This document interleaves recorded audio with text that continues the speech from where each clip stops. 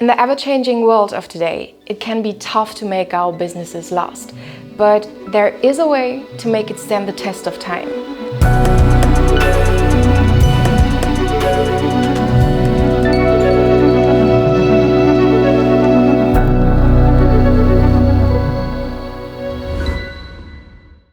We've all heard these kinds of slogans before. Join our company, we're one big family. It's pretty much become a marketing platitude. But maybe there is something behind that concept of business family. Niki Anani, entrepreneur, consultant, and co-founder of African family firms, tells us about a very specific style of leadership and about the quote that changed her life. It was Stephen Covey, seek first to understand, then to be understood. In the past, there was a lot of what we term as positional leadership, where leaders, the source of their power was derived from their title, so do as I say, because I'm more senior to you, really derived from kind of like military style culture. This traditional form of top-down leadership is still persistent today. But why? Well, to answer that question, it's worth looking at an economy that's been developing rapidly, with family businesses at its center. Nigeria is the biggest economy in Africa. Like the rest of the continent, the country still faces an uphill battle. Traces of colonial oppression are still deeply felt. Continued economic exploitation, not only by Western countries, is ubiquitous, and poverty is still rampant. One major roadblock to lasting, independent prosperity is that many family businesses in a country can't seem to stay alive. So lots of family businesses in Africa and Nigeria specifically. We are the engine of the economy, like in Germany and in most countries globally. But unfortunately, we haven't seen as much multi-generational sustainability. So 98% of family businesses will fail to survive once the founder passes away. So that's just 2%. For the longest time, I thought it was the high risk environment, the economic environment, the political environment that led to, the collapse of these businesses. But I've come to realize that that's not the true reason. A lot of the time, it's really due to a lack of a coming together of the family.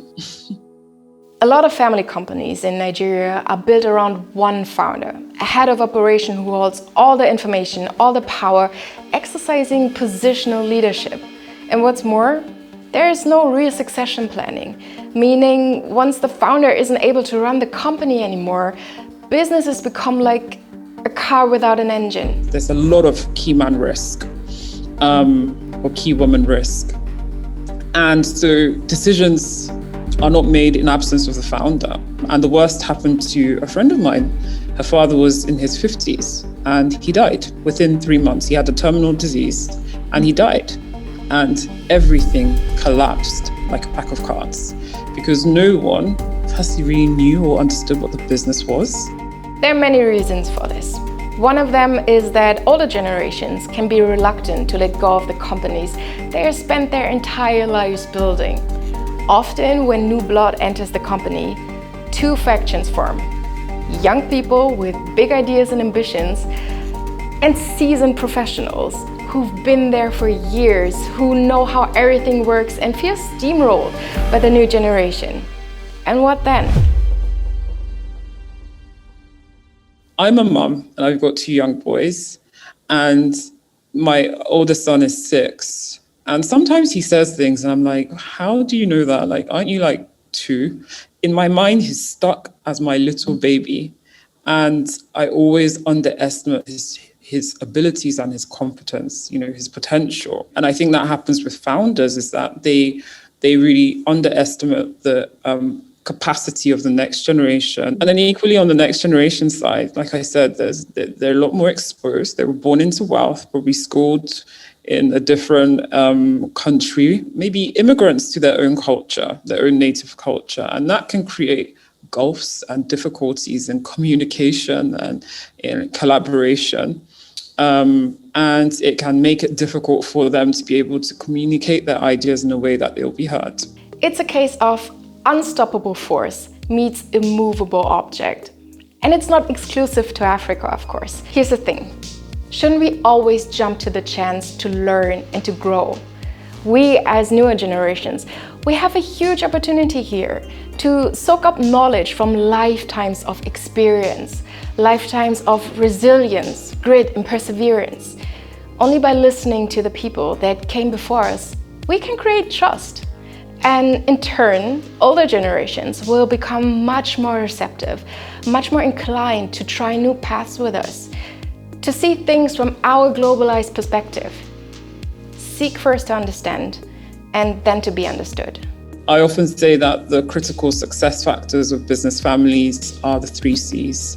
Families that collaborate, families that communicate, and families that have clarity. Clarity of vision, clarity of mission, clarity of values, clarity of purpose. That's the key. Of course, there will be an adaptation period. A substantial shift like this, where we change the way we interact with each other, is never easy. But when we actually employ the 3 C's, the potential is immeasurable. We create a new culture entirely. A kinship culture, even with employees. When we make decisions, we're not just thinking about a quarter, we're thinking about a generation. And we're not just thinking about financial returns, we're thinking about how will this impact on the wider community. As a leader, this finally means a shift away from positional leadership to persuasive leadership. Adopting the approach to family business that Nike lays out, employing the 3 C's, we can transform our company culture into an active and vibrant organism. The benefits are measurable. Not only will it ease the transition from one generation to the next, but it could also strengthen the bond within the company itself. It can create a business that is equipped to deal with the complexities of our modern world because, let's be honest, it's complex enough. Today's leaders are navigating many tensions. One is being globally relevant, yet locally relevant, right? And then now there's a rise of kind of conscious capitalism and awareness of the wider ecosystem, right? Thinking about the communities that you serve, thinking about employees, thinking about suppliers and what have you, regulators and all that. And then on top of that, the 21st century business and social challenges. It can feel overwhelming, no matter how strong your company family. As always, preparing yourself for these challenges, being resilient to them, it starts with yourself.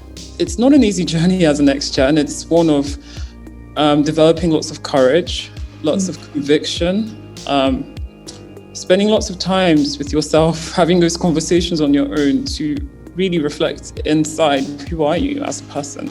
Not who are you projected to be or who are you expected to be, but who are you?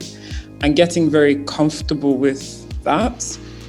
Discovering your authentic leadership, as, Argonauts would say. Discovering your authentic self, I would say, is the most important thing. How that pans out, it may be very different. That's it from Mint for this week. I'm Cassandra with the Argonauts, and I'll see you next time. If you like what you saw, make sure to subscribe and check out the other videos.